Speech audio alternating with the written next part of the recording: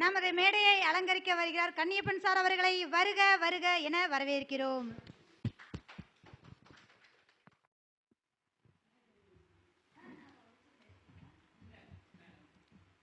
பெற்றதாயும் பிறந்த பொன்னாடும் நற்றவாபானினும் நன்னி சிறந்தனவே மாசில் வீணையும் மாலை மதியமும் வீசு தென்றலும் வீங்கில வேனிலும் மூசு வண்டரை பொய்கையும் போன்றதே ஈசன் எந்தன் இணையடி நீழலே. குரு வாழ்க, குருவே துணை. ஜோதிட சொந்தங்களுக்கு வணக்கம். இந்த குபேர கலசத்தினுடைய இந்த மாதாந்திர கருத்தரங்கில் பேச வாய்ப்பளித்த குபேர கலச அறக்கட்டளைக்கு முதலில் நன்றியை தெரிவித்துக் கொள்கிறேன்.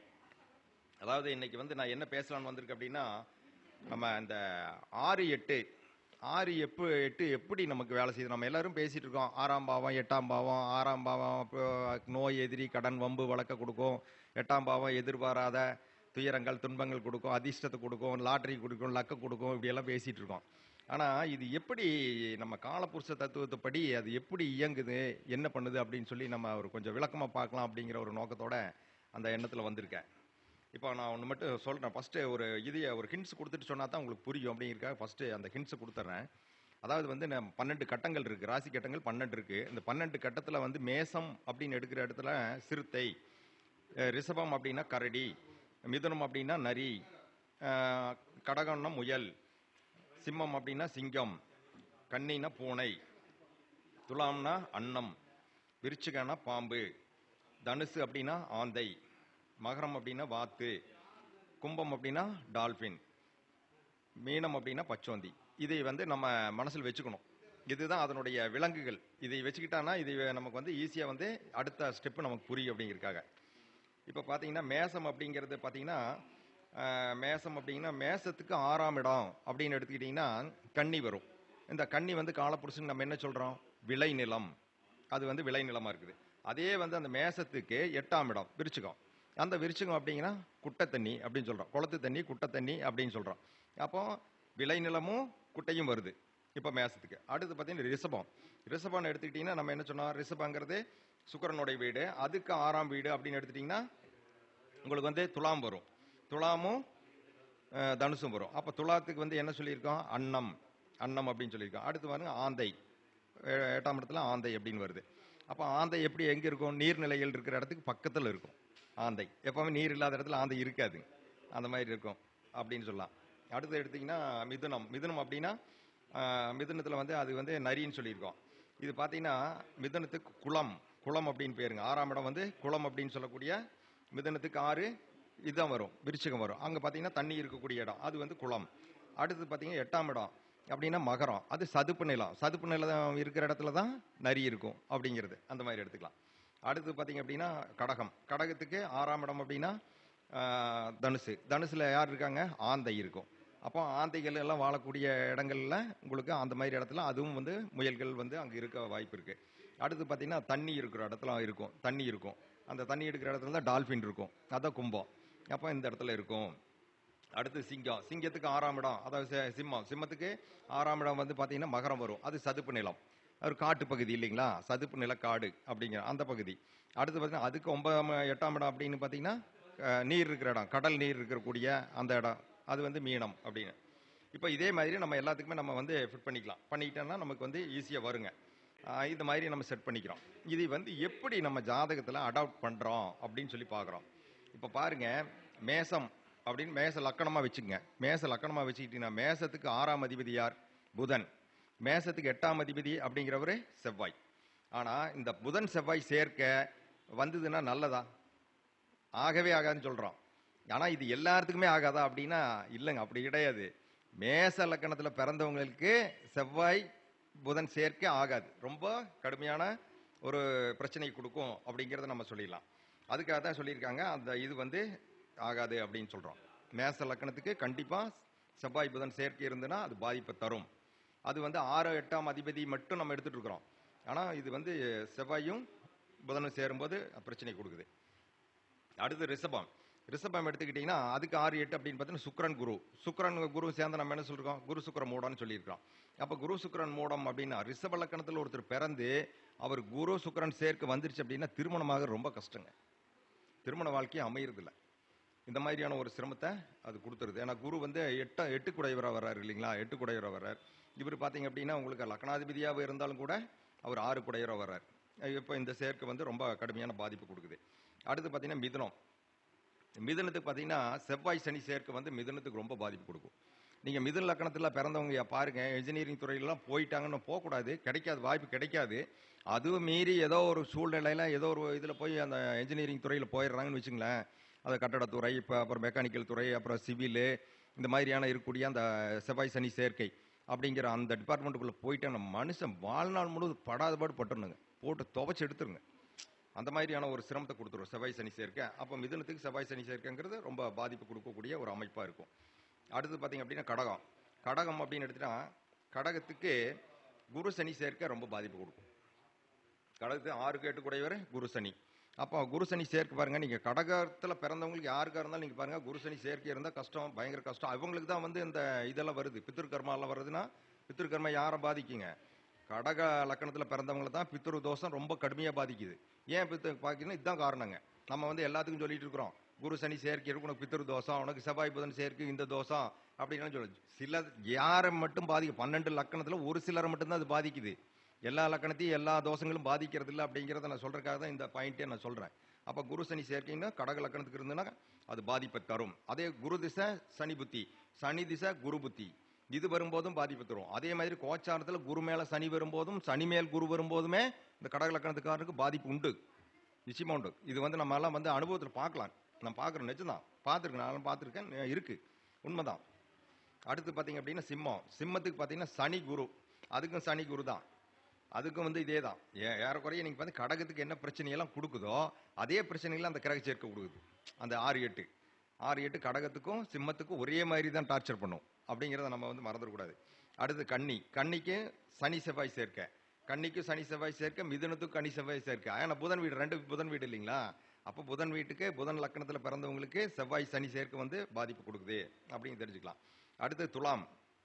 துலாத்தில் பிறந்தவங்களுக்கு, துலாம் லக்கணமாக பிறந்தவங்களுக்கு பார்த்தீங்கன்னா குரு செவ்வாய் சேர்க்கை, குருமங்கள யோகான்னு சொல்லிட்டு இருக்கிறோம். குருமங்கள யோகமா டவுசர் கழட்டிட்டு விட்டுருங்க துலா லக்கணத்துக்கு. அந்த மாதிரி வேலையை செய்யாது. நம்ம வந்து நினைச்சிட்டு இருக்கிற எல்லாம் குருமங்கள யோகம், குருமங்கள யோகம் எல்லாத்துக்கும் வேலை செய்யுமா? அப்படியெல்லாம் செய்யாது, ஒரு சிலருக்கு செய்யும். ஆமாங்க. அந்த மாதிரி வரும்போது அவங்களுக்கு வந்து அந்த பிரச்சனையை உங்களுக்கு வந்து துலாத்துக்கு கொடுத்துரும். அடுத்து பார்த்தீங்கன்னா விருச்சிகம். விருச்சிகத்துக்கு பார்த்தீங்க அப்படின்னா செவ்வாய் புதன், செவ்வாய் புதன் சேர்க்கை வந்து விருச்சிகத்துக்கும் பாதிப்பு கொடுக்கும். எப்படி மேசத்துக்கு கொடுக்குதோ அதே தான் இங்கே கொடுக்கும். அதே நான் இரு ஆதிபத்திய கிரகங்கள் இல்லையா, அதனால அந்த பாதிப்பு வந்து உண்டு. அடுத்து தனுசு. தனுசுக்கு சுக்கிரன் சந்திரன் சேர்க்கை. தனுசு லக்கணத்தில் யார் பிறந்திருக்கிறாங்களோ அவங்களுக்கு சுக்கிரன் சந்திரன் சேர்க்கை இருந்ததுன்னா அவங்க நிம்மதியான குடும்ப வாழ்க்கை வாழவே முடியாதுங்க, விடவே விடாது. அம்மாவை பார்த்தா மனைவியை பகைச்சிக்கணும், மனைவியை பகைச்சிக்கிட்டா அம்மா போயிடும், இப்படி தான் இருக்கும். இல்லையா 2 பேரும் சேர்ந்து நம்மளை வச்சு வச்சு அப்படியே வச்சு நசுக்கி போடுவாங்க, அம்மியில் வச்சு நசுக்கும் போது நசி எரிஞ்சிடுவாங்க. இந்த மாதிரி தான் இருக்கும். அந்த இது வந்து ரொம்ப கஷ்டத்தை கொடுக்கும். இல்லை தாயார் இல்லாத காலத்தில் தாங்க அந்த தனுசு பாருங்க நிம்மதியாக இருக்கிறாங்க. இதை நம்ம நிறைய இடத்துல பார்க்க முடியுது. இந்த மாதிரி ஒரு பிரச்சனை இருக்குது. அது பையனாக இருந்தாலும் சரி, பொண்ணாக இருந்தாலும் சரி, இந்த மாதிரி எல்லாம் வந்து ரொம்ப கஷ்டப்பட வேண்டிய ஒரு சூழ்நிலையை கொண்டு போய் இந்த சுக்கிரன் சந்திரன் கொண்டு போய் விட்டுரும். அடுத்து மகரம். மகரத்துக்கு யோகாதிபதி இல்லைங்களா, யோகாதிபதி புதன். இப்போதான் எல்லாம் பேசினாங்க 9ஆம் அதிபதி அப்படியே பண்ணுவாரு, இப்படி பண்ணுவாரு அவரு அப்படின்னு சொல்லிட்டு நம்ம சொல்லிட்டு இருந்தோம். ஆனா 9ஆம் அதிபதி என்ன பண்ணுவாருங்க? ஆனா வந்து சூரியன் கூட சேர்ந்துட்டாருன்னா மகரத்துக்கு சூரியன் புதன் சேர்க்கை அப்படிங்கிறது பயங்கர பாதிப்பு கொடுக்கும். நினைச்சிட்டு இருக்காங்க எல்லாரும் புதன் வந்து நல்லா பண்ணிடுவாரு அப்படி இப்படி நம்ம நினைச்சிட்டு இருக்கோம். 6 குடைவர் வந்து புதன், 8 குடைவர் சூரியன். புதன் சூரியன் சேர்க்கை சேர்ந்ததுன்னா இவன் புத்திசாலி தான், அதீத புத்திசாலி தான், அதுல எல்லாம் எந்த விதமான சந்தேகம் எல்லாம் கிடையாதுங்க. புதன் சனி சூரியன் சேர்ந்தா என்னாச்சுங்க, புதாதித்ய யோகம். ஆனா மகர லக்னத்துக்காரன் அறிவை தான் இருப்பான் அந்த மாதிரி இருந்துன்னா. ஆனா இவனோட அறிவு தான் இவனுக்கு எதிரி, அதுவே வில்லனா மாறிடும் இவனுக்கு. இவனோட திறமை பார்த்து ஒரு கம்பெனியில் போய் வேலை சேர்ந்தானா இவன் பிரில்லியண்டாகவும் இவன் பண்ணக்கூடிய ஒர்க்கு இந்த டேலண்ட் எல்லாம் பார்த்து போட்டு அந்த ஓனருக்கு பயம் வந்துடும். ஓ இவன் வந்து ஏதோ ஆப்போசிட்டாக கம்பெனி அரிச்சிருவானா, நம்மளுக்கு ஏதோ நம்ம ஆளுகளை பூரா எல்லாம் ஆட்டை போட்டு போயிடுவானா, நம்ம ஆர்டரை பிடிச்சிட்டு போயிடுவானான்னு பயம் வந்து உனக்கு வேலைக்கு வேணாம்னு சொல்லிடுவார். இந்த வேலையை வந்து அது பண்ணி விட்டுருங்க. இந்த மாதிரியான ஒரு இதெல்லாம் பண்ணுது. அடுத்து பார்த்தீங்கன்னா கும்பம். கும்பத்துக்கு வந்து சந்திரன் புதன் சேர்க்க கும்பத்துக்கு ஆகாது.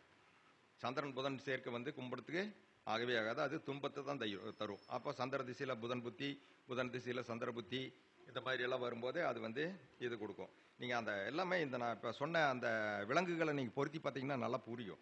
இப்போ பாருங்க, கும்பத்துக்கு வந்து 6ஆம் அதிபதி வந்து கடகம் வருது இல்லைங்களா? கடகத்துக்கு முயல்னு சொன்னேன். 8ஆம் அதிபதி என்ன சொன்னேன்? கன்னி சொன்னேன். 8 கன்னி. கன்னிக்கு பாருங்க பூனை. பூனையும் முயலும் வந்து செட் ஆகுங்களா? ஆகவே ஆகாது. இந்த மாதிரி தான் வந்து உங்களுக்கு எல்லாத்தையும் பொருத்தி பார்த்தீங்கன்னா, இது எல்லாமே புரியும். இது காலபுருஷ தத்துவத்துல நம்மளுக்கு விளக்கமா வந்து புரியறதுக்காக நம்ம வந்து எளிமையா சொல்லியிருக்கோம். அடுத்தது நம்ம வந்து 6ஆம் அதிபதி என்ன பண்ணும் அப்படின்னு சொல்லி பார்க்கலாம். 6ஆம் அதிபதி என்ன பண்ணும்னு நம்ம தெரிஞ்சுட்டோம்னா அப்புறம் இது பண்ணலாம். 6ஆம் அதிபதி 6ஆம் பாவத்தில் இருந்தா, 6ஆம் அதிபதி 6ஆம் பாவத்தில் இருந்தா, 6ஆம் அதிபதி ஆட்சி உச்சம் பெற்றால் உத்தியோகம் கிடைக்குங்க. 6ஆம் அதிபதி ஆட்சி உச்சம் பெற்று ஒரு ஜாதகத்தில் இருக்காருன்னா வேலை கிடைக்கும். ஆனால் கூடவே நோயும் வரும். அது 2வது சமாச்சாரம், அதுவும் இருக்கும். 6ஆம் அதிபதி எங்க இருந்தாலும் அந்த பாவத்திற்கு விபத்து, கடன், நோய், வழக்கு உண்டு. எந்த பாவத்தில் போய் 6ஆம் பாவாதிபதி இருக்காரோ அந்த பாவம் நமக்கு என்னமா வருதோ அவதுக்கு நோய், கடன், வம்பு, வழக்கு உண்டு. இப்போ 9ஆம் இடத்துல இருக்காருன்னா அப்பாவுக்கு நோய், எதிரி, கடன், வம்பு, வழக்கு உண்டு. 4ல் இருந்தாருன்னா அம்மாவுக்கு உண்டு. 3ல் இருந்தால் சகோதரனுக்கு உண்டு. 11ல் இருந்தால் மூத்த சகோதரனுக்கு உண்டு சொல்லிடலாம். 7ல் இருந்தால் நம்ம மனைவிக்கு உண்டு, அதான் கணவனுக்கு உண்டு அப்படிங்கிற மாதிரி சொல்லிடலாம். இது கொடுக்கும். 6ஆம் அதிபதி திரிகோணம், கேந்திரம், திரிகோணம், கேந்திரம் 2, 3, 11ல் இருந்தால் நல்லது. இந்த மாதிரி எல்லாம் இருந்ததுன்னா ஓரளவுக்கு நல்லது பண்ணும். அப்படி இருந்ததுன்னா நல்ல வேலை கிடைக்கும். எந்த மாதிரி வேலை கிடைக்கும் அப்படின்னு பார்த்தீங்கன்னா, இந்த 6ஆம் அதிபதி கொடுக்கக்கூடிய வேலையெல்லாம் பார்த்தீங்கன்னா போலீஸ் வேலை கிடைக்கும், ராணுவம் கிடைக்கும், சீருடை பணிகள் கிடைக்கும், வக்கீல் வேலை கிடைக்கும், வக்கீலாக போகிறதுக்கு இது வாய்ப்பு கிடைக்கும். அந்த வக்கீல் படிக்கிற சீட் கிடைக்கும். கோர்ட்டில் கேஸ் இல்லாமல் இருந்தால் கேஸ் வரும். கேஸ் நடந்துட்டு இருக்கிற கேஸில் அவர் வெற்றி பெறக்கு வாய்ப்பை கொடுக்கும். அந்த திசைகள் நடக்கும்போது இந்த மாதிரி வாய்ப்பை கொடுக்கும். அடுத்து பார்த்தீங்கன்னா, இந்த வம்பு, வழக்கு, கடன் ஏற்படுவது தவிர்க்க முடியாது. 6 அப்படின்னாலாம் இது வந்து எக்காரணம் கொண்டு நீங்கள் பண்ண ஏதோ ஒன்று இருந்தே தீரும். ஒன்று இருந்தால் தான் ஒன்று இல்லாமல் இருக்கும். கடன் இருந்துன்னா நோய் இருக்காது, நோய் இருந்துன்னா கடன் இருக்காது. இது இப்படி தான் இருக்குங்க. அதே வழக்கு வந்து கோர்ட்டில் நடந்துட்டு இருந்துன்னா இங்கே சண்டை வராது. ஏன்னா ஏற்கனவே சண்டை போட்டு தான் நாங்கள் போயிருக்கிறோம், அதனால வராது. அப்படிங்கிற மாதிரி இது போயிட்டு இருக்கோம். இது வந்து 6 பண்ணும். 6ஆம் அதிபதி பலம் குறைந்தால் கடன், நோய், வம்பு, வழக்கு குறைவாக இருக்கும். 6ஆம் அதிபதி வீக்காக இருந்தாருன்னா வம்பு, வழக்கு, நோய், எதிரி, கடன், வம்பு, வழக்கு எல்லாம் கம்மியாக இருக்கும். அதே சேம் டைம் என்னென்ன வேலைன்னு அலையணும். வேலை நிரந்தரமாக நமக்கு நிலைய இருக்காது. அந்த இடத்துல அந்த வீக்னஸ் இருக்கு அப்படின்னு சொல்லிடலாம். 6ஆம் அதிபதி 8ல் இருந்தால், 6ஆம் அதிபதி 8ல் இருக்காரு, 8ஆம் அதிபதி 6ல் இருக்காருன்னு தான் பிரச்சனையே. அங்கதானே நமக்கு இதே ஸ்டார்டிங் பாயிண்ட். 6ஆம் அதிபதியில் 8 இருந்தால் உத்தியோக பிரச்சனை வரும். லஞ்சம் வாங்கி மாட்டிக்குவாங்க. இந்த லஞ்சம் வாங்கி சிக்கிற ஆளுக்கு பூரா 6, 8 காம்பினேஷன் இருக்கும். இருக்கிறவங்க தான் மாட்டுவாங்க. 6ஆம் அதிபதி திசை, 8ஆம் அதிபதி புத்தி நடந்துட்டு இருக்கும். இல்லை 6, 8 ஒன்றா சேர்ந்து இருக்கும். அந்த கிரகத்து மேலே ஏதாவது கோச்சார் கிரகம் போய் கரெக்டாக போய் லக்னாதிபதியோ அல்லது ராசி அதிபதியோ மேலே போயிட்டு இருக்கும்போதே அப்போ தான் வந்து சிக்குவான். அத்தனை நாளாக சிக்கியிருக்க மாட்டான். நாளைக்கு ரிட்டையர்ட் ஆகிறவனா இருப்பான், இன்னைக்கு சிக்குவான் மகனை. இதெல்லாம் பண்ணுறது யாரு? 6, 8 பண்ணும். ஒரே ஒரு நாள் என்னை கடவுள் இப்படி பண்ணி போட்டானே வந்து கூவுறவனையெல்லாம் நம்ம பார்த்துருக்குறோம். அந்த மாதிரி எல்லாம் நடக்கிறதெல்லாம் இந்த மாதிரி பண்ணி விட்டுரும். கடன் அடைக்க முடியாமல் போகிறது, லஞ்ச புகாரில் மாட்டுறது, இடம் மாற்றங்கள் அடிக்கடி ஏற்படும். அடிக்கடி இவனை பந்தாடிட்டே இருப்பாங்க. ஒரு ஊரில் நிம்மதியை வேலை பார்க்கவே விட மாட்டாங்க. டிரான்ஸ்ஃபர்னு பொட்டி படுக்கை தூக்கிட்டு பொண்டாட்டி பிள்ளை விட்டு போட்டு ஊராக திரிவான். இந்த வேலையெல்லாம் வந்து இந்த 6, 8 காம்பினேஷன் இருந்துன்னா அந்த மாதிரி எல்லாம் டிரான்ஸ்ஃபர் போயிட்டே இருப்பாங்க. ஆனால் இதில் ஒரு பெரிய ப்ளஸ் பாயிண்ட் என்னன்னு கேட்டிங்கன்னா, இவன் எதிரியை ஈஸியாக ஜெயிச்சிருவானுங்க. இந்த 6, 8 காம்பினேஷன் இருக்கிறவன் எதிரிகளை வந்து துவசம் பண்ணிடுவானுங்க. இவனை எதிர்த்து வந்து கேஸ் போட்டான்னா கேஸ் போட்டான் தோத்து போயிடுவான். இவன் தான் ஜெயிப்பான்.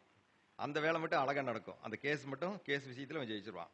6ஆம் அதிபதி 12ல் இருந்தால் வெளியூரில் வந்து போய் உத்தியோகம் பார்க்குறது தான் நல்லதாக இருக்கும். வெளியூர் போனால் ஜெயிச்சிருவாங்க. 6 நோய் பாதிப்பெல்லாம் இருக்காது. வெளியூர் போயிடணும். வெளியூரெல்லாம் போயிட்டாங்க அப்படின்னா நோய் பாதிப்பு இருக்காது. ஆஸ்பத்திரியில் நீண்ட நாள் தங்கி வைத்தியம் செய்ய வேண்டியது வரும். அடுத்து வந்து கடன் வந்து தீரும். வெளியூர் போயிட்டான் கடன் வந்து தீரும். கடன் வந்து பெருசாக இருக்காது. இதில் 3, 8 சம்மந்தம் ஏற்படுதுன்னு வச்சுங்க. 6ஆம் அதிபதி கூட 3, 8 சம்மந்தம் ஏற்படுது அப்படின்னு வச்சுங்களேன். போலீஸ் ஸ்டேஷன் போகணும். உள்ளே வந்து ஒரு நாளாவது செல்லுக்குள்ளே உட்கார வச்சுருவானுங்க. அதுலேயும் 12 சேர்ந்துக்குச்சின்னு வச்சுங்க. 3, 8, 12 சேர்ந்து 6 கூட சேர்ந்துருச்சுன்னு வச்சுங்க. கண்டிப்பாக வந்து குறைஞ்சபட்சம் வருஷக்கணக்கில் ஜெயிலில் இருக்க வேண்டியது வரும். அந்த மாதிரியான சூழ்நிலை கொடுத்துரும். அதே மாதிரி ஆஸ்பத்திரிக்கு போனாங்க அப்படின்னு சப்போஸ் ஜெயிலுக்கு போகல அப்படின்னா ஆஸ்பத்திரியில் வந்து ஐசியூலேயே வந்து வருஷக்கணக்கில் ஐசியூவில் இருக்கிற நிலைமையெல்லாம் வந்துடும். இப்போ நடிகை சாவித்திரியெல்லாம் இருந்தாங்க. அந்த கோமா ஸ்டேஜுக்கு போயிட்டு பார்த்தீங்கன்னா அவங்கெல்லாம் பார்த்தீங்கன்னா ரொம்ப வருஷம் இதில் இருந்த மாதிரி. இப்போ இதெல்லாம் கொடுக்கக்கூடியது என்னன்னு கேட்டிங்கன்னா, இந்த 6ஆம் அதிபதி உங்களை 6, 8 காம்பினேஷன் எல்லாம் வரும்போது இந்த மாதிரியான வேலையெல்லாம் கொடுத்துரும். இதெல்லாம் வந்து ரொம்ப டேஞ்சரான ஒரு என்னமோ நம்ம சொல்கிறோம். வேலை கிடைக்கும், வேலை இருக்கும், எல்லாம் இருக்கும். ஆனால் பார்த்தீங்கன்னா நோயோடையும் மருந்தோடையும் கடைசி வரைக்கும் இந்த மருந்தோடையே வாழ்கிறவங்கெல்லாம் உண்டு. மருந்து சாப்பிட்டுக்கிட்டே உயிர் வாழ்ந்துட்டு இருக்கிறது அப்படிங்கிறது. ஆமா. அது செஞ்சு தான் தீரும். இப்போ சுகர் வந்துருச்சு அப்படின்னாலே, மேக்ஸிமம் சுகர் வர்றவங்களெல்லாம் நீங்க பாருங்க 6, 8 காம்பினேஷன் இருக்கும். ஏதாவது ஒரு விதத்துல அந்த காம்பினேஷன் இருக்கும். இருக்கிறவங்களுக்கு தான் அந்த சுகர் எல்லாம் வருது. அதெல்லாம் வந்து நெடுநாள் வந்து நம்மள விட்டு போவே போகாது. நம்ம கூட சொந்தக்கார மாதிரி வந்து ஒட்டிக்கும். அப்புறம் டெய்லி நிரந்தர உறவாளி. அவன் டெய்லி காலையில எந்திரிச்சா நம்ம மாத்திரை போட்டு தான் ஆகணும், அது பண்ணித்தான் ஆகணும் அப்படிங்கிற மாதிரி வாழக்கூடிய வாழ்க்கைய நமக்கு இந்த 6, 8 காம்பினேஷன் குடுத்துரும். அது 8ஆம் பாவத்த பார்ப்போம். 8 6 பார்த்தோம். இப்ப 8 பார்ப்போம். 8ஆம் அதிபதி உச்சம் பெற்றால் ஆயுள் பலம் இருக்கும். 8ஆம் அதிபதியினுடைய வேலை என்னன்னா ஆயுள் காரகன் அவன். அதனால வந்து 8ஆம் அதிபதி உச்சம் பெற்றிருந்தோம் அல்லது வந்து 8ல வந்து சனி இருந்த அந்த அந்த இது வந்து பிளானெட், அதுக்குண்டான பிளானெட் வந்து சனி. அப்ப சனி வந்து அங்க இருக்காரு அப்படின்னா ஆயுள் காரகன் சனி அப்படின்னு அங்க இருந்தாருன்னா அவங்க வந்து ஆயுள் பலம் நல்லா இருக்கும். சனி வந்து 8ஆம் பாவத்தை பார்த்திருந்தாலும் ஆயுள் பலம் நல்லா இருக்கும். 8ஆம் அதிபதி போய் வேற பக்கம் இருந்து அந்த 8ஆம் வீட்டை பார்த்திருந்தாலும் நம்மளுக்கு ஆயுள் பலம் இருக்கும். இது ஆயுள் பலத்தை நம்ம பார்க்கறதுக்கு ரொம்ப ஈஸியான ஒரு வழி. 8ஆம் அதிபதி பலம் பெற்றால் ஆராய்ச்சி மனப்பான்மை, அமானுஷ்யம், மருத்துவ குணம் இருக்கும். இவங்க வந்து அமானுஷ்யம் கண்டுபிடிப்பாங்க. இப்ப வந்து ஜோதிடருக்கு வந்து 8ஆம் அதிபதி வந்து நல்லா இருக்கணுங்க. அப்பதான் உங்களுக்கு ஜோதிடம் நல்லா வரும். அப்பதான் நீங்க வந்து சொல்ல முடியும். அதுதான் வந்து மறைபொருள். மறைபொருள் கண்டுபிடிக்கிறது பூரா 8ஆம் இடம். 8ஆம் அதிபதி கெட்டு போயிட்டாருன்னா நீங்க என்ன வாக்குஸ்தானம் இருந்தாலும் ஒண்ணுக்கு வேலை கேட்காது. எல்லாம் சொல்ல வரைக்கும் எல்லாம் ஆமாஞ்சாமி கேட்டு போட்டு அந்த பக்கம் போய் சொல்லிடுவான். அந்த ஆளுக்கு ஒண்ணும் தெரியலன்றான். அது இருக்கணுங்க. அப்போ 8ஆம் அதிபதி இருக்கணும். அதான் மறைபொருள் கண்டுபிடிக்கிறது. அப்ப நம்ம என்ன போய் நான் கொண்டு வந்தா கொடுக்க நம்ம கிட்ட ஒரு கட்டத்தை கொண்டு வந்து பேப்பரை நீட்டி உட்காந்துக்கிறாங்க. அப்புறம் நம்ம வந்து பஞ்சாயத்து பூரா சொல்லணும்ல, ஊர் பஞ்சாயத்தெல்லாம் சொல்லணும். பிறந்ததுல இருந்து போக வரைக்கும் போய் சேர வரைக்கும் சொல்லி ஆகணுமே. அப்புறம் எங்க அம்மா எத்தனை பேரு, எங்க அப்பன் எத்தனை பேரு, எங்க கூட பிறந்த எத்தனை பேரு, எனக்கு எப்ப நடக்கு எது நடக்கு எல்லாமே கேட்கறாங்க நம்ம கிட்ட. மெடிக்கல் பத்தி கேட்கறாங்க, இன்ஜினியரிங் கேட்கறாங்க. ஆமா, எல்லாத்தையும் கேட்பாங்க. அவன் கேட்காதே இருக்காது. எல்லாத்தையும் போய் யார்கிட்ட கேட்கலாம். டாக்டர் கிட்ட போனா மெடிக்கல் சம்பந்தப்பட்டது மட்டும் தான் கேட்க முடியும். இன்ஜினியர் கிட்ட போனா கன்ஸ்ட்ரக்ஷன் சம்பந்தப்பட்டது, மெஷினரி சம்பந்தப்பட்டது தான் பேச முடியும். இங்க வந்தா எல்லாத்தையும் கேட்கலாம். என்ன வேணாலும் கேட்கலாம். எல்லாத்தையும் கேட்கலாமல்ல, என்ன வேணாலும் கேட்கலாம். ஆமா, எதை வேணாலும் அவங்க யாருக்கிட்டையும் வெளி உலகத்திலேயே சொல்ல முடியாத ரகசியத்து பூரா யார்கிட்ட சொல்லுவாங்க, நம்ம கிட்ட தான் வந்து சொல்லுவாங்க. இந்த மாதிரி எல்லாம் இருக்குது, எனக்கு அப்படி இருக்கு அப்படி இருக்குன்னு எல்லாம். இதுக்கு எல்லாத்துக்கும் தீர்வு சொல்ல வேண்டியது அது நம்ம பொறுப்பா இருக்கு. அப்ப 8ஆம் பாவம் நமக்கு நல்லா இருந்து அப்படின்னா அதை பத்தி நம்ம சொல்லலாம். கண்டுபிடிப்பாங்க. அமானுஷ்யம் கண்டுபிடிச்சு அவங்க சொல்லுவாங்க, இந்த இடத்துல இருக்கு, இந்த இடத்துல புதையல் இருக்கு அப்படின்னு சொன்னா புதையல் இருக்கும். ஏன்னா இவன் வந்து 8 கூட 2 இருக்கான்ல. ஆமா, போகும்ல, அப்புறம் 8 தானே அது. ஆமா ஆமா, அந்த மாதிரி 8 கூட 12 இருக்கிறது. அப்ப 8ஆம் அதிபதி 12ஆம் பாவத்தில் எந்த பாவத்தில் இருந்தாலும் அந்த பாவத்திற்கு ஒரு பாதிப்பு உண்டு. 8ஆம் அதிபதி 12ஆம் பாவங்களில் இருந்தான்னு வச்சுங்களேன், அது ஒரு பாதிப்பு உண்டு. ஏன்னா அது வந்து என்ன பண்ணுன்னு கேட்டீங்கன்னா, மரணத்தை கொண்டு போய் கூட்டிட்டு போய் கையை பிடிச்சி கூட்டிட்டு போய் காட்டிட்டு வந்துடும். அதாவது வந்து ஐசியூல் கொண்டு போய் வச்சிருவாங்க. இவ்வளவுதான், நீ வந்து ஒன்றும் சொல்ல முடியாது, ஒரு 24 மணி நேரம் ஆகும் அப்படிம்பாரு டாக்டரு. அப்புறம் 24 மணி நேரம் ஆனதுக்கப்புறம் இல்லைங்க இன்னொரு பார்க்கலாம், கொஞ்சம் நாளைக்கு வெயிட் பண்ணி பார்ப்போம் அப்படிம்பாங்க. அப்புறம் 2 நாள் வெயிட் பண்ணி பார்ப்போங்க. இல்லை வந்து அவன் ஐசியூவில் இருக்க வேண்டி வரும் 1 வீக் அப்படிம்பாங்க. அடுத்து என்ன பண்ணாங்க, அது 1 மந்த்தாவது இருக்க வேண்டி வருங்க அப்படிம்பாங்க. அப்படியே சொல்லி எல்லாம் பண்ணி இவனை போட்டு உண்டு அவன் படுத்துட்டு இருக்கிறான் அங்கே பாட்டுக்கு ஐசிக்குள்ள. ஆனால் இங்கே வெளியில் இருக்கிறவங்க இருக்காங்க பாருங்க, படுற பாடு இருக்கு பாருங்க, எல்லாத்தையும் போட்டு அம்மியில் வச்சு அரைச்ச மாதிரி வச்சு போட்டு நொங்கு எடுத்து விட்டுருங்க. அந்த வேலையெல்லாம் என்ன பண்ண 8 12 சேர்ந்தது அப்படின்னா அந்த வேலையை நிரந்தரம் கொஞ்சம் அந்த இதை வந்து நம்மளை அந்த மரணத்தினுடைய விளிம்புக்கே கூட்டிட்டு போய் காட்டிட்டு வந்துடும். ஆனால் கொள்ளாது, 8 நல்லா இருந்ததுன்னா கொள்ளாது, கூட்டிட்டு வந்துடும் திருப்பி. ஆனால் அதுக்காக உண்டான நம்ம கொடுக்கக்கூடிய அந்த சம்பளம் இருக்கு பாருங்க, ரொம்ப பெருசாக இருக்கும், ரொம்ப வலி வேதனைகள் ரொம்ப அதிகமாக இருக்கும் அப்படின்னு சொல்லலாம். அடுத்து 8ஆம் பாவத்தை பார்த்தா, அதான் 8ஆம் பாவத்தை சொல்லிட்டேன் நான். 8ஆம் பாவத்தை வந்து பார்த்து இருந்தாங்கன்னா அது வந்து நல்லா தான் இருக்கும். 8ல் எந்த கிரகம் இருந்தாலும் அந்த கிரக உறவுகளுக்கு, அந்த கிரக உறுப்புகளுக்கு ஒரு பாதிப்பு உண்டு. 8ஆம் பாவத்தில் எந்த கிரகம் வந்து நின்னாலுமே அந்த உறவுகள் என்ன உறவோ நமக்கு, அந்த உறவுகளுக்கும் அந்த உறவு அது என்ன உறுப்பை குறிக்குது, நம்ம உடல்ல வந்து ஒரு உறுப்பை குறிக்குது இல்லைங்களா. இப்போ தலை அப்படின்னா வந்து 1ஆம் பாவம் அப்படின்னா தலைன்னு சொல்றோம், 2ஆம் பாவம் அப்படின்னா முகம்னு சொல்றோம், 3ஆம் பாவம் நம்ம ஷோல்டர் அப்படின்னு சொல்றோம். அப்போ அது என்ன உறுப்பை குறிக்குதோ அந்த உறுப்புக்கு கண்டிப்பா பாதிப்பு உண்டு. ஜாதகருக்கும் உண்டு, ஜாதகர் அந்த நின்ற கிரகத்தினுடைய உறவுகளுக்கும் உண்டு, அந்த உறவுகளுக்கு வரும். இப்போ வந்து கால் உடைப்போது அப்படின்னா யாருக்கு உடையுது வீட்டில் அப்படின்னு சொன்னா, அம்மா குடையுதா, அப்பா குடையுதா, ஜாதகருக்கு குடையுதா, இல்லை தம்பி குடையுதா அப்படின்னு. அப்போ அதுதான் வந்து இந்த 8ஆம் பாவத்தை நின்ற கிரகம் சொல்லுது. நம்ம வந்து ஜாதகருக்கு நினைச்சிடக்கூடாது. ஜாதகருக்கா அது யாருக்கு, அங்கே போய் யார் நிற்கிறா. சந்திரன் நின்றுதுன்னு அம்மா கால் உடை போகுது, சூரியன் 8ஆம் பாவத்தில் நின்றுதுன்னு அப்பா உடை போகுதுன்னு அர்த்தம். இல்லை செவ்வாய் நின்றுது அப்படின்னா மூத்த சகோதரத்துக்கு அப்படின்னு நம்ம வந்து பிரிக்கிறதுக்கு அதில் தெரியுது நமக்கு. அதுக்காக வந்து அதை நம்ம எடுத்துக்கலாம். அடுத்து பார்த்தீங்கன்னா 8ஆம் அதிபதி 5, 9, 11 ஆகிய பாவங்களில் இருந்தால் ஆயுள் பலம் இருக்கும். 8ஆம் அதிபதி இந்த பாவத்தில் இருந்தாங்கன்னா ஆயுள் பலம் கூட்டி கொடுக்கும். நம்ம வந்து ரொம்ப சிரமமா இருந்து நோய் இருக்கு அப்படின்னா கூட இப்போ 8ஆம் அதிபதியோட திசையில 5ஆம் அதிபதி புத்தி, அல்லது 8ஆம் அதிபதியோட திசையில 9ஆம் அதிபதியோட புத்தி, 8ஆம் அதிபதியோட திசையில 11ஆம் அதிபதி புத்தி நடந்துன்னா ஹாஸ்பிட்டல் போனாலும் கூட அவங்க மீண்டு வந்துருவாங்க, நிச்சயமா வருவாங்க. எப்போ இந்த டைம் உங்களுக்கு பாதிப்பு இல்லைங்க, அடுத்து பார்த்துக்கலாம், இப்போ பாதிப்பு இல்லை, இப்போ எப்படி வந்துருவார் அப்படிங்கிறத நம்ம தைரியமாக சொல்லிடலாம். இதெல்லாம் வந்து நமக்கு பயன்படும்.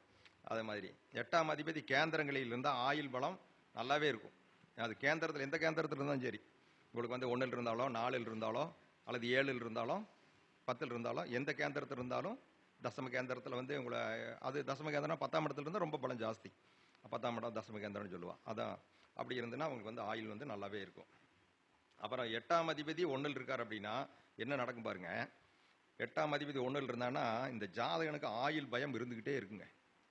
நம்ம இருப்போமா இருக்க மாட்டோமா, நமக்கு எதால் வந்துருமா, இந்த பயம் போட்டு இவனை டெய்லி உலுக்கிட்டே இருக்கும் 8ஆம் அதிபதி 1 இருந்தா. அப்புறம் ஆயுள் கண்டமும் வரும். ஆனா தப்பிச்சிருவார். தசாபதிகள் நல்லா இருந்தால் தப்பிச்சுக்குவார். அவமானங்கள், நெருக்கடிகள், சூழ்நிலைகள் வந்து இவர் சந்திக்க வேண்டிய ஒரு சூழ்நிலை வரும். மனைவிக்கு உடல்நல பிரச்சனை வரும். 8ஆம் அதிபதி 1 இருந்தால் மனைவிக்கு உடல்நல பிரச்சனை வரும். வெளிநாடு வாய்ப்புகள் வரும். இவர் 8ஆம் அதிபதி 1 இருந்தாங்கன்னா அவங்க ஃபாரின் போவாங்க, ஃபாரின் போகிற வாய்ப்பு கிடைக்கும்.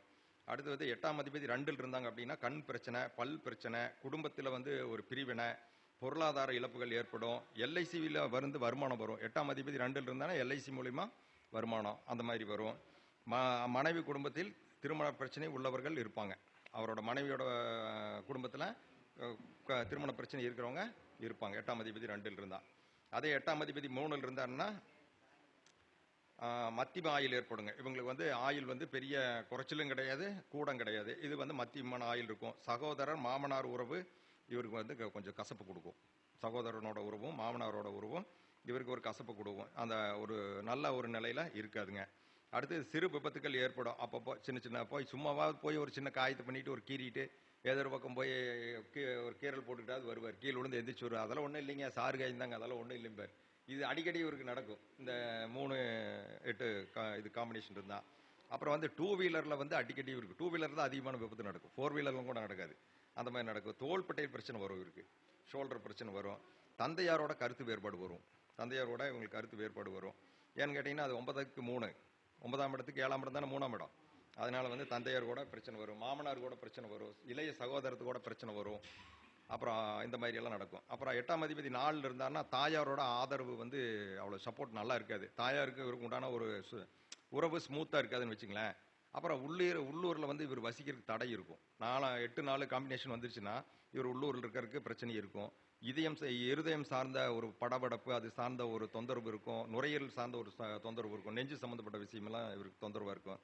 சொத்துக்கள் சம்மந்தப்பட்ட பிரச்சனைகள் இவருக்கு இருக்கும். வாகனம் சம்மந்தப்பட்ட பிரச்சனைகள் அதுவும் வந்து இவருக்கு இருக்கும். வாகனம் சம்மந்தப்பட்ட பிரச்சனை கேஸும் கூட வர்றதுக்கு வாய்ப்பு இருக்கும். ஏதாவது விபத்து இது மாதிரிலாம் ஆகி அதில் ஏதோ இன்சூரன்ஸ் கட்டாமல் ஏதோ ஒன்று ஆகி போய் அந்த மாதிரியெல்லாம் வந்து பிரச்சனை வர்றதுக்கு வாய்ப்பு உண்டு. அப்புறம் கல்வியில் வந்து ஒரு தடை கொடுக்கும். கல்வி தடை உண்டுங்க.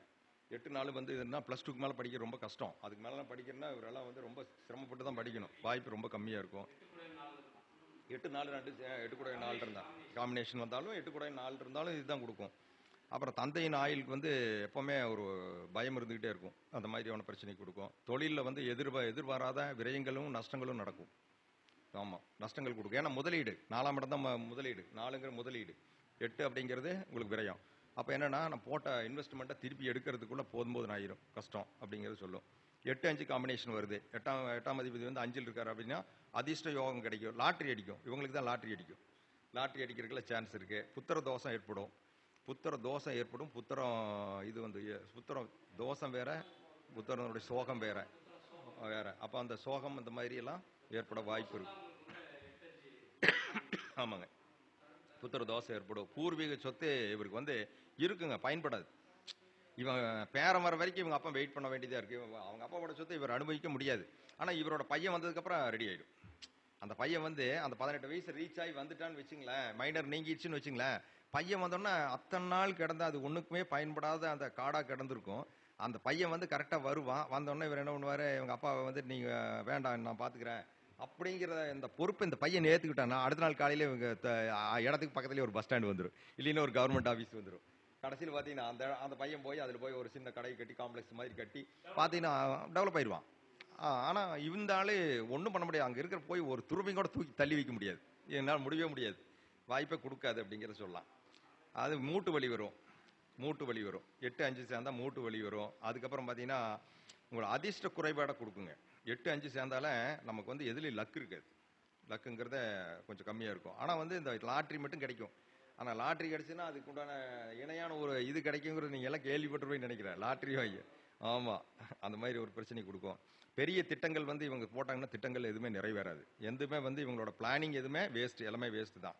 அப்புறம் வந்து எந்த தொழில் செஞ்சாலும் லாபம் வந்து இவங்களுக்கு ரொம்ப சொற்பமான லாபம் தான் கிடைக்கும். 8ஆம் அதிபதி 5ல் இருந்தாருன்னா. அப்புறம் 8-6 காம்பினேஷன் தான் சொல்லிட்டேன், நான் ஏற்கனவே சொல்லிட்டேன். 8-6 அதே தான் வரும். அப்புறம் வந்து 8-7 காம்பினேஷன் என்ன பண்ணும்? இது முக்கியமான ஒரு காம்பினேஷன். 8ஆம் அதிபதி 7ல் 7ஆம் அதிபதி வந்து 8ல் இருக்கிறது. இந்த மாதிரி எல்லாம் திருமண தாமதம் ஏற்படும். திருமணத்தில் பிரச்சனைகள் உண்டு. மனைவிக்கு கண்டம் விபத்து உண்டு. மருத்துவ செலவுகள் அடிக்கடி வரும். ஜாதகருக்கு கண்டம் உண்டு. விபத்து அவமானங்கள் உண்டு. இதெல்லாம் வந்து உங்களுக்கு 8ஆம் அதிபதி 7ல் இருந்தாருன்னா இந்த மாதிரி பிரச்சனையெல்லாம் கொடுக்கும் அப்படிங்கிறத நம்ம சொல்லலாம். அடுத்து வந்து 8ஆம் அதிபதி 8லேயே இருக்காரு அப்படின்னா ஆயில கொடுத்துரும், நல்ல ஆயில கொடுத்துரும். திடீர் அதிர்ஷ்டங்களையும் கொடுக்கும். 8ஆம் அதிபதி 8ல் வந்து ஆட்சியாக இருக்கிறது அப்படிங்கிறது ஒரு நல்ல விஷயங்க. அது வந்து நல்ல அதிர்ஷ்டத்தையும் கொடுக்கும். ஆராய்ச்சி மனப்பான்மை இருக்கும். இவர் வந்து நல்லா இன்வெஸ்ட் பண்ணுறதுல பார்த்தீங்கன்னா அந்த இதாக பண்ணுவார். எதையுமே கண்டுபிடிக்கிறது, அதை பற்றி ஒரு இது இருக்கு. அந்த ஆராய்ச்சி மனப்பான்மை அப்படிங்கிறது. சிறந்த மருத்துவராக இருப்பார். நல்ல மருத்துவராக இருப்பார். அது வந்து சர்ஜனாவெல்லாம் இருந்துட்டாருன்னா பெஸ்ட் சர்ஜனாக இருப்பார். ஆமாம், நோய் கண்டுபிடிக்கிறது, குணப்படுத்துறது. இவருக்கு அந்த அந்த யோகம் இவருக்கு இருக்கு. இவர் கை தொட்டாலே நல்லா போயிடும். கைராசி டாக்டர்னு சொல்கிறாங்கல்ல, அந்த இதில் வந்து 8ஆம் அதிபதி 8ல் இருக்கிறது ரொம்ப நல்லது. வெளிநாடு அடிக்கடி போவார். வெளிநாடு வாய்ப்புகள் இவர் கைகூடும். வெளிநாடு போவார். அவருக்கு வந்து கண் பிரச்சனை இருக்கும். இவருக்கு 8ஆம் அதிபதி 8ல் இருக்கிறவங்களுக்கு கண் பிரச்சனை உண்டு. குடும்பம் அமையிறதுக்கு தடை இருக்கும். ஏன்னா வந்து உங்களுக்கு 8க்கு 12 தானே 7. அதனால வந்து குடும்பம் அமையறதுல கொஞ்சம் பிரச்சனை இருக்கும். அமைஞ்சாலும் குடும்பத்துக்கூட இருந்து வாழ்றதை விட இவர் வந்து வெளியில இருந்து வாழ்ற மாதிரி இருக்கும். அடிக்கடி வந்து போற மாதிரி இருக்கும். நிறைய பிரயாணங்கள் இருக்கும் அப்படிங்கிறது சொல்லலாம். அடுத்து குடும்பத்தில் குழப்பங்கள், பிரிவினைகள் இருக்கும். குழப்பங்களும் பிரிவினைகளும் 8ஆம் அதிபதி 8ல் இருந்தாலும் கொடுக்கும். வருமானம் வருவதில் வந்து தடை இருக்கும். எதிர்பார்த்த மாதிரி வருமானங்கள் வராதுங்க. எவ்வளோ பெருசாக இருந்தாலும் 10 கோடி ரூபா சம்பாதிக்க வேண்டியோ 8 கோடி ரூபா சம்பாதிப்போம். அப்படியே கொஞ்சம் வருமானத்தில் தடை இருக்கும். அதுக்காக இல்லாமலாம் போகாது, இருக்கும். ஆனால் வந்து இது இருக்கும். பொருளாதார இழப்புகளும் இருக்கும். அப்பப்போ இந்த பொருளாதார இழப்புகள் வரும், அதையும் சொல்லலாம். 8ஆம் அதிபதி 9ல் இருந்தானா தந்தையின் ஆதரவு வந்து இவருக்கு கம்மியாக தான் இருக்கும். அப்பாவோட சப்போர்ட் வந்து 3 பசங்க இருக்கான்னா 2 பசங்களும் அவங்க அப்பா சப்போர்ட் பண்ணுவார். இவன் போய் கேட்டால் நம்மளுக்கு கொடுக்க மாட்டார். அவன் போய் கேட்டான், அவனுக்கு பணம் வேணும்னா போய் கேட்பாரு. அப்பா உனக்கு வேணுமாப்பா, என்னப்பா பண்ணுறேன், பையனுக்கெல்லாம் ஃபீஸ் கட்டிக்கிட்டியான்னு கேட்டு அவனுக்கு பணம் கொடுப்பாரு. இவன் போய் அப்பா எனக்கு பணமெல்லாம் இருக்குப்பா, ஒரு 5000 மட்டும் பத்தில் அது கொடு அப்படின்னா எங்கிட்ட எதிர பணம் போடா அப்படின்றாரு. கொடுக்க மாட்டார். ஏன்னா ஆமாம் ஆமாம் 8ஆம் அதிபதி 9ல் இருந்தான்னு இப்படி தான் நடக்கு. ஆனால் வந்து அவனுக்கெல்லாம் போய் கேட்டு கொடுப்பாரு, நீ வச்சுக்காண்டா. ஆனால் இவன் போய் கெஞ்சினாலும் கூட கொடுக்க மாட்டார். எங்கிட்ட அது பணம் இருக்குல்ல, பணமே இல்லைன்னு கண்ண முடிக்கு வந்துக்குவார் அவர். அப்புறம் அடுத்து பார்த்தா பாக்கியங்கள் அடைய தாமதம் இருக்கும். பாக்கியங்கள் அடைய தாமதம். எதில் கடின முயற்சி செய்தால் தான் பலன் கிடைக்கலன்னா கிடைக்காதுங்க. இவர் வந்து என்ன உதவி செஞ்சாலும் அதுக்கு நன்றி விசுவாசமாக யாருமே இருக்க மாட்டாங்க. இவரோட கையில் வாங்கி தின்னு ஓட்டு கடைசியில் பார்த்தா இவரையே ஏசுற அளவுக்கு போயிடுவாங்க. ஆன்மீகத்தில் இவருக்கு வந்து நாட்டம் குறைவாக தான் இருக்கும். அடுத்து வந்து ஆன்மீக பயணமெல்லாம் இவங்க இந்த மாதிரி 8ஆம் அதிபதி 9ல் இருக்கிறவங்கலாம் ஆன்மீக பயணம் போகும்போது ஜாக்கிரதையாக இருக்கணும். அல்ல அப்படின்னா விபத்துக்கள் கண்டங்கள் ஏற்படும். இந்த ஆன்மீக பயணத்தின் போது ஏற்படுறதுக்கு வாய்ப்பு உண்டு. அதே மாதிரி 2 வீலரில் வந்து விபத்து ஏற்படும், கை அடிபடும். இவங்களுக்கு வந்து எப்போ போய் அடிபட்டாலும் கை அடிபடும். இந்த 8ஆம் அதிபதி 9ல் இருந்தானா இவங்களுக்கு கை வந்து 2 வீலரே போனாலும் சரி, இதில் போனாலும் கை அடிபடுறதுக்கு வாய்ப்பு அதிகமாக இருக்கும். சகோதரர்கள் ஆதரவு, மாமனார் ஆதரவு கம்மியாக தான் இருக்கும். மாமனாரும் சப்போர்ட் பண்ண மாட்டாங்க, சகோதரரும் சப்போர்ட் பண்ண மாட்டாங்க, அப்பாவும் சப்போர்ட் பண்ண மாட்டாங்க. அரசு சம்மந்தப்பட்ட பிரச்சனையும் இவருக்கு வந்து கைகூடாது, அதுவும் கிடைக்காது. அதாவது பார்த்தா 8ஆம் அதிபதி 8ல் இருந்துன்னா நல்ல ஆயில கொடுத்து போட்டு பிச்சை எடுக்க விட்டுரும் அப்படிங்கிற மாதிரி தான் இருக்குது. போராட விட்டுரும். ஆமாம் ஆமாங்க ஆமாம் 8ஆம் அதிபதி 10ல் இருந்து அப்படின்னா தொழில் அமைய தடை தாமதம் ஏற்படும். தொழில் நஷ்டங்கள் விரயங்கள் ஏற்படும். தொழில் செய்யும் இடத்துல விபத்துக்கள் ஏற்படும். மாமியாரனுடைய ஆதரவு கிடைக்காது. அடுத்து பார்த்தீங்கன்னா பதவி பிரச்சனையில் வந்து பதவி கிடைக்கிறதுக்கே போராடி பெறணும். அந்த பதவியே கிடைச்சாலும் அந்த பதவியில் வந்து இவருக்கு உண்டான அங்கீகாரமும் கிடைக்காது, அடுத்த ப்ரொமோஷனும் கிடைக்காது. இவனுக்கு பின்னாடி வந்தவனால ப்ரொமோஷன் ஆகி போய் பெரிய போஸ்ட்டுக்கு போயிடுவான். இவன் வந்து அதுலேயே உட்காந்துட்டு இருப்பான். ஏன் ஏதோ ஒரு காரணம் இவனுக்கு இருக்கும், அந்த இடத்துல ஏதோ ஒரு இக்கு இருக்கும். கேட்டால் நீ வந்து அவன் வந்து இதாக இருந்தாங்க, அந்த எஸ்சி எஸ்டியில் இருப்பாங்க, நீங்கள் அப்படியெல்லாம் கிடையாது, நீங்கள் ஃபார்வேர்டு, அதனால் வந்து உங்களுக்கு ப்ரொமோஷன் வரல, இல்லை உங்களுக்கு முன்னாடி சீனியர் இருக்காங்க, ஏதோ ஒரு காரணத்தை சொல்லி பிரேக்கை போட்டு இவனை இங்கே உட்கார வச்சுருவாங்க. இவன் இதே சீட்டு தேய்ச்சிட்டே உட்காந்துருக்க வேண்டியதா, இவனுக்கு பின்னாடி வந்தவனால இவன்றது பெரிய லெவலுக்கு போயிடுவான். இந்த மாதிரியெல்லாம் பண்ணும். அப்போ 8ஆம் அதிபதி 10ல் இருக்கிறது ரொம்ப டேஞ்சர். 8, 10 சேர்ந்தாலே பிரச்சனை தான், அது வந்து கிடைக்காது. அடுத்து பார்த்தீங்கன்னா வீடு சொத்துக்கள் சம்பந்தமான சிக்கல்களும் பிரச்சனைகளும் இவருக்கு இருக்கும். தாயார் ஆதரவும் குறைவாக இருக்கும். இருதயம் பயம் இருந்துகிட்டே இருக்கும் இவருக்கு. அட்டாக் வந்துருமா, ஹார்ட் அட்டாக் வந்துருமா எனக்கு அப்படிங்கிற ஃபீல் வந்து இவருக்கு இருந்துகிட்டே இருக்கும், பயம் இருந்துகிட்டே இருக்கும். அடிக்கடி போய் இவராக போய் செக் பண்ணிக்குவார். டாக்டர் அதெல்லாம் ஒன்றும் இல்லைங்க அப்படின்னா, இல்லை சார் டாக்டர் சுறுசுறுன்னு குத்துதேம்பா சொன்னாலும் கேட்க மாட்டான். அந்த மனபயம் அந்த ஃபீல் இருந்துகிட்டே இருக்கும். அதே மாதிரி 8ஆம் அதிபதி 11ல் இருந்தான்னா இவனுக்கு கால் மூட்டுக்கல்ல தான் பாதிப்பு இருங்க, முழங்காலு கீழே தான் பாதிப்பு வரும். முழங்கால் முட்டி கீழே தான் வந்து இவனுக்கு அடிபடுறது, பிரச்சனை வர்றது எல்லாமே அங்கே தான் வருமா தவிர மேலே பாடியில் அதிகமாக வராது. அப்புறம் சித்தப்பாவும் மூத்த சகோதரமும் வந்து தான் இவருக்கு வில்லனே. யாரா வில்லன்னு கேட்டிங்கன்னா, இந்த 8ஆம் அதிபதி 11ல் இருந்துட்டான்னா, இவங்க சித்தப்பான ஒருத்தன் அப்பாவோட தம்பி ஒருத்தர் இருந்துட்டாருன்னா, இவனுக்கு ஒரு சகோதரன் இருந்து மூத்த சகோதரன் ஒருத்தன் இருந்துட்டு இவங்க 2 பேரும் தான் இவருக்கு வில்லனாகவே இருப்பாங்க. அவங்க 2 பேர்த்துக்கிட்ட பக்கத்துலையும் கூட போகக்கூடாது, தெரிச்சு ஓடி போயிடணும். அந்த மாதிரி இருந்தால் தான் அவங்க தான் வந்து இவருக்கு எல்லாமே பண்ணி விடுறதே. அந்த மாதிரியான இது இருக்கும். ரொம்ப துன்பத்தை கொடுப்பாங்க. பெருத்த லாபங்கள் எதிர்பார்க்க தடை தாமதம் ஏற்படும். பெரிய லாபத்தெல்லாம் நம்ம எதிர்பார்த்துட்டு இருந்தான்னு வச்சுங்களேன், அது வந்து கிடைக்கிறதுல நமக்கு தடை தாமதம் வரும். ஒரு ஆர்டரே செஞ்சுட்டாலும் கூட நம்ம டெலிவரி பண்ணிடுவோம், பக்காவாக பண்ணி முடிச்சிடுவான், எல்லாம் வாங்கிடுவாங்க, இப்போ சரக்கு கொடுத்துருவோம். ஆனால் வந்து அவன் பேமெண்ட் கொடுக்கும்போது என்ன பண்ணுவான், எல்லாத்துக்கும் வந்து ஒரே செக்கில் பேமெண்ட் கொடுத்தா நமக்கு 3 செக் கொடுப்பான். இந்த செக்கை இந்த மாதம் போட்டுங்க, அடுத்த செக் அடுத்த மாதம் போடுங்க, அடுத்த செக் அதுக்கு அடுத்த மாதம் போடுவாங்க அப்படின்னு சொல்லி கொடுப்பான். இந்த மாதிரியெல்லாம் நடக்கும். குழந்தை சம்மந்தப்பட்ட பிரச்சனை, அந்த கவலைகள் இருக்கும். குழந்தை சம்மந்தப்பட்ட ஒரு கவலைகள் வந்து 8ஆம் அதிபதி 11ல் இருக்கும்போதே இந்த இதை கொடுக்கும். அடுத்தது 8ஆம் அதிபதி 12ல், இது ஐனசைன போக தடைகள் இருக்குங்க. 8ஆம் அதிபதி 12ல் இருக்கும்போது ஐனசக போக தடைகள் இருக்கும். தூக்க பிரச்சனை இருக்கும். நேரத்துக்கு இவர் சாப்பிட முடியாது. இவருக்கு பை நிறைய காசு இருந்துட்டாலும் இவர் வந்து சாப்பிட்றது அப்படிங்கிறது இந்த சாப்பாடு விஷயத்தில் இவருக்கு சரியான நேரத்தில் சாப்பிட மாட்டார். சாப்பிட்ற உண்டான வாய்ப்பு கிடைக்காது. அப்படி வாய்ப்பு கிடைச்சாலும் அது இவருக்கு சரியான உணவாக கிடைக்காது அப்படிங்கிறத சொல்லலாம். வீடு சொத்து வாகனங்கள்லாம் வாங்குறதுல வந்து இவருக்கு தடை தாமதமெல்லாம் இருக்கும். அதே மாதிரி இவர் வெளிநாடு போகிறக்கும் பிரச்சனைகள் இருக்கும். அப்படியே வெளிநாடு போனாலும் அங்கே போயும் பிரச்சனைகள் இருக்கும். வெளிநாடு போவார், ஏன்னா 8, 12 சேர்ந்துன்னா வெளிநாடு போவார், திடீர்னு போவார், ஏதோ ஒரு வாய்ப்பு கிடைச்சி போவார். ஆனால் போனாலும் அங்கே பிரச்சனை இருக்கும். உடல் ரீதியான பிரச்சனைகள் வரும். ரெண்டாவது வந்து அஜீரண கோளாறுகள் ஏற்படுறதுக்கு வாய்ப்பு இருக்குது. சிறுகுடல் அப்பண்டெக்ஸ்ன்னு சொல்லுவாங்களா, சிறுகுடல் அந்த பெருங்குடல் சம்மந்தப்பட்டது, அந்த மாதிரி அடிவயிறு சம்மந்தப்பட்ட பிரச்சனைகள் இதெல்லாம் வர்றதுக்கு வாய்ப்பு இருக்குது. வெளிநாடு போனார்னா இவர் போய் பெருசு சம்பாரிச்சிட்டு வர்றதை விட அங்கே போயிட்டு இப்போ பணத்தை சம்பாரிச்சேங்க, நான் நோய் சம்பாரிச்சிட்டு வந்தேன், கூடவே நோயும் கூட்டிகிட்டு வந்துட்டேன் பாரு, இல்லைன்னா போட்டு நான் ஒன்றுமே சம்பாதிக்கல வெறும் கையில் வந்துட்டேன்னு வருவார். இதெல்லாம் வந்து அந்த 8ஆம் அதிபதி 12ல் இருந்தால் நடக்கும் அப்படின்னு சொல்லலாம். இதுவரை எனக்கு இந்த பேச வாய்ப்பளித்த குபேர கலச அறக்கட்டளை நிர்வாகிகளுக்கு நன்றியை கூறி, இதுவரை என்னுடைய பேச்சை கேட்ட ஜோதிட சொந்தங்களுக்கு நன்றியை தெரிவித்து எனது சிற்றுரையை தொடர்ந்து முடிக்கிறேன். எனது பெயர் என்ஜினியர் கன்னியப்பன். நான் திருப்பூர்லேருந்து வரேன்.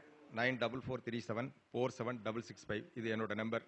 நீங்கள் வந்து அப்பாயின்மெண்ட் வேணாலும் இது கேட்டு புக் பண்ணி நீங்கள் வந்து பார்த்துக்கலாங்க.